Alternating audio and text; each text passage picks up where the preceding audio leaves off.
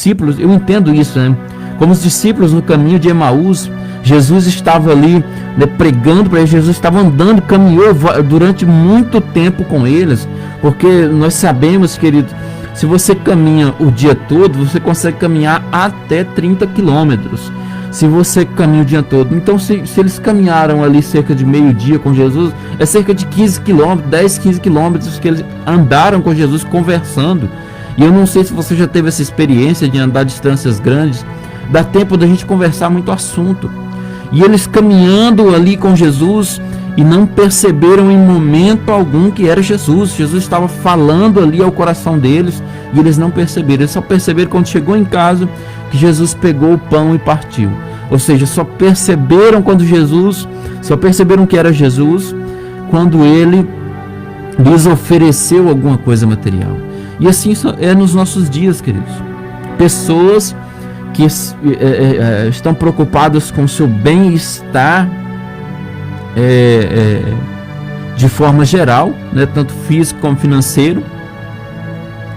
E Jesus está falando aos nossos corações nesses dias. Jesus está falando muito nesses dias.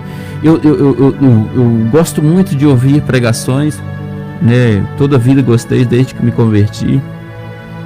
E sinceramente, querido, de um tempo para cá não dá para ouvir certos pregadores, porque eles não estão percebendo o que está acontecendo no cenário global.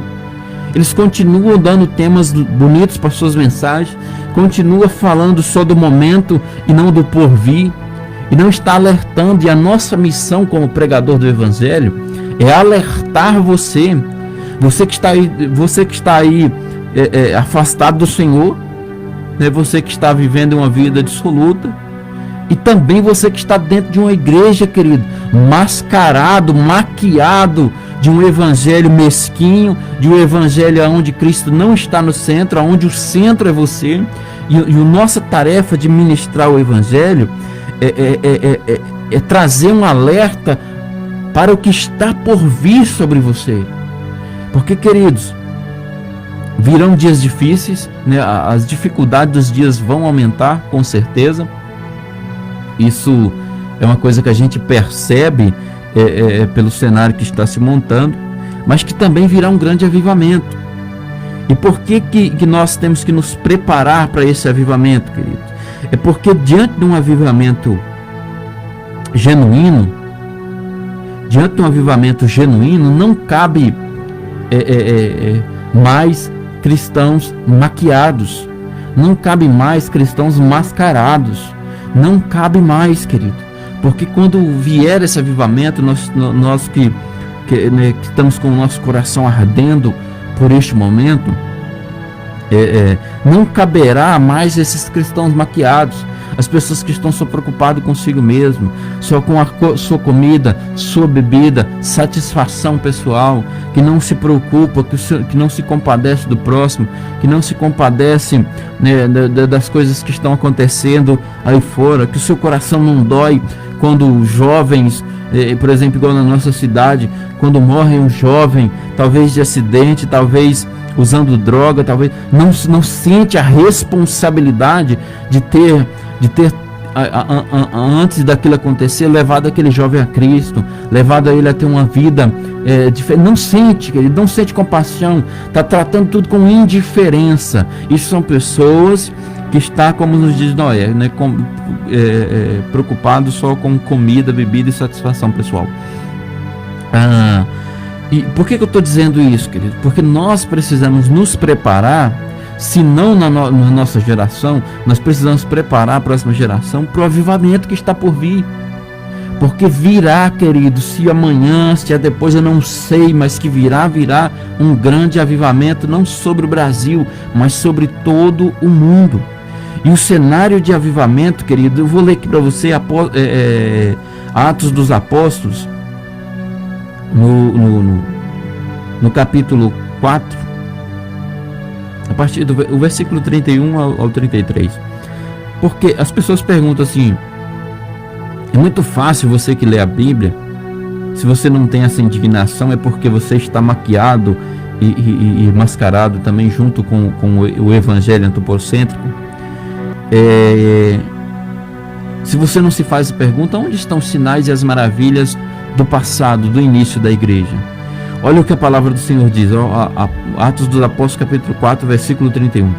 E tendo orado, moveu-se o lugar em que estavam reunidos e todos foram cheios do Espírito Santo e anunciavam com ousadia a palavra de Deus. Está falando de um avivamento. E era um coração e alma da multidão dos que criam, e ninguém dizia coisa alguma do que possuía era sua própria, mas todas as coisas lhe eram comuns. E os apóstolos davam testemunho da ressurreição do Senhor Jesus, e em todos havia abundância de graça.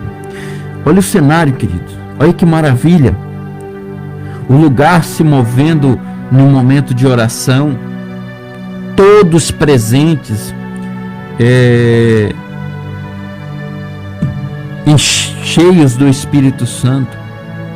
Nós vemos diversos lugares na palavra de Deus onde, né, o lugar tremia, a presença de Deus era tão poderosa que sinais aconteciam, né, no meio, prodígios, maravilhas. Então, queridos, esse cenário é o cenário que vai voltar sobre nós. Eu acredito, eu creio muito nisso. E nós precisamos nos preparar e preparar as próximas gerações para este cenário. Por quê, querido? Porque um cenário de avivamento, quando sobe-se o nível de glória, sobe-se também o nível de juízo de Deus sobre nós. Quando sobe-se o nível de adoração, sobe-se também o nível de juízo. Sabe por quê, querido? Olha, as pessoas muito reclamam-se das lideranças, né, dos erros da liderança, das falhas. As pessoas muito se reclamam. Mas sabe por que isso acontece e eles continuam fazendo e continuam impunes? É porque não há um cenário de glória, não há um ambiente glorioso. Porque se houvesse um ambiente glorioso, ninguém conseguiria fazer o que era errado. Porque ou o Espírito convencia ele daquele pecado e ele se arrependia, ou então acontecia o que aconteceu no capítulo 5 de Atos dos Apóstolos. Observe bem o que a palavra do Senhor diz. Mas um certo homem chamado Ananias, com Safira, sua mulher, vendeu uma propriedade e reteve parte do preço, sabendo também sua mulher. E levando uma parte, depositou aos pés dos apóstolos. E disse Pedro: Ananias, por que encheu Satanás o teu coração, para que mentisse ao Espírito Santo e retivesses parte do preço da herdade? Guardando-a não ficava para ti, e vendida não estava em teu poder? Por que formaste este desígnio em teu coração? Não mentiste a homens, mas a Deus. E Ananias, ouvindo estas palavras, caiu e expirou. Então grande temor veio sobre todos os que ouviam. Quem é leitor da palavra de Deus sabe que, continuando a leitura, você vai ver que a mulher de Ananias, Safira, fez a mesma coisa. Muitas pessoas, queridos, pregam sobre esse texto, sobre dízimos e ofertas, mas a questão aqui não é o dinheiro em si. A questão aqui é que, se você ler o capítulo 4 de Atos dos Apóstolos, as pessoas que iam se convertendo ao Senhor, elas estavam, né, com seu coração inteirado naquilo. Eles estavam vivendo o genuíno evangelho do reino. Eles vendiam todas as suas propriedades e depositavam aos pés dos apóstolos. E os apóstolos não estavam construindo mansões, comprando carros de luxo, comprando jatinho, não estavam. O que os apóstolos estavam fazendo? Repartindo entre si, para todo mundo tivesse igual. Se o cara tinha 10 casas, ele pegava as 9 e dava 9 casas, para que os outros, aqueles que não tinham, tivesse também. Se o cara tinha 10 carros, ele vendia ali, dava ali os seus 9 carros, para que os outros também tivessem carro. Um exemplo só que eu estou dando aqui. O cenário era glorioso, a presença de Deus era gloriosa naquele meio, movendo o coração das pessoas. E aí vem Ananias e Safira, que é aquele crente maquiado, aquela pessoa que está mascarada, né? Eu estava até conversando com o irmão Sérgio aqui. Se você vê a diferença entre a maquiagem e o natural, é apenas que ela esconde algumas imperfeições, né? Isso acontece muito, homens quase não usam, né, maquiagem, mas geralmente as mulheres usam muita maquiagem. E para que elas fazem isso? Para esconder algumas imperfeições, né, que está ali no rosto. Às vezes está insatisfeita com a coloração, dá uma colorida. Às vezes está insatisfeita com alguma imperfeiçãozinha que está ali no rosto, ela dá ali uma consertada. Então, queridos, o que aconteceu com Ananias e Safira aqui? Havia ali um ambiente glorioso, onde as pessoas estavam, né, com seu coração voltado ao Senhor, vendendo tudo que tinha, repartindo entre os demais. Nosso fundo saiu, irmão. Repartindo entre os demais. E o que aconteceu com Ananias e Safira? Eles quis mostrar que eles estavam também naquele nível.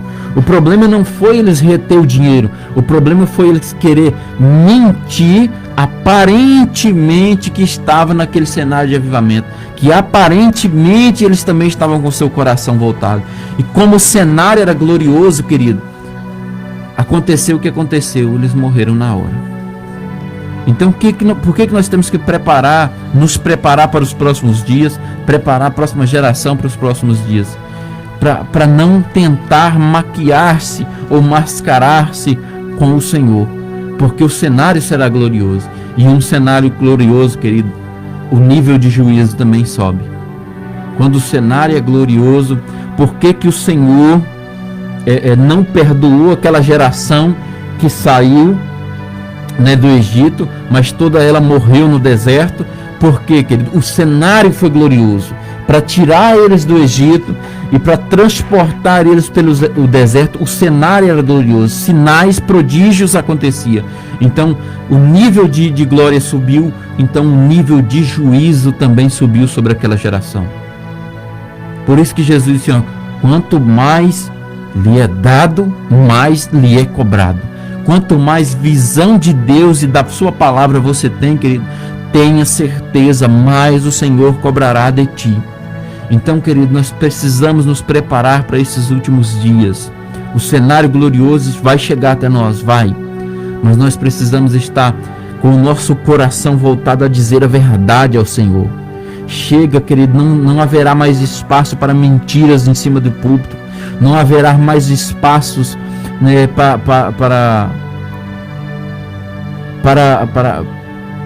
para inverdades, porque às vezes você fala assim, tal coisa não é bem uma mentira, mas às vezes está ocultando algo ali por trás. Não haverá mais espaço para isso.